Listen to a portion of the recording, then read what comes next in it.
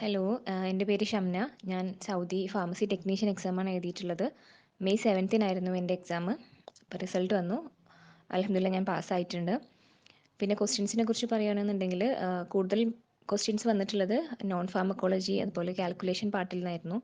Pharmacology portions നിന്ന് വന്ന questions ഒക്കെ കൂടുതലും ഡയറക്റ്റ് ക്വസ്റ്റ്യൻസ് ആണ് ഉണ്ടായിരുന്നത്. അങ്ങനെ കേസസ് ആയിട്ട് അധികം ചോദിച്ചിട്ടുണ്ടായിരുന്നില്ല.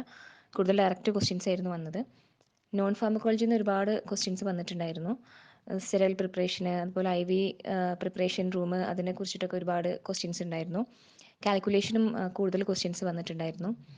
പിന്നെ മെഡ്വെഞ്ചറിൻ്റെ ക്ലാസ്സസ് അറ്റൻഡ് ചെയ്തത് കാരണം കുറച്ചും കൂടി ഈസി ആയിട്ട് എനിക്ക് എക്സാമിന് അപ്രോച്ച് ചെയ്യാൻ പറ്റി. അതിന് ആൻഡ്രോ സാർ അടുത്ത് ഒരുപാട് ഗ്രേറ്റ്ഫുൾ ആണ്. പിന്നെ എക്സാം ഭയങ്കര ടഫാണ് എന്ന് പറയാൻ പറ്റില്ല.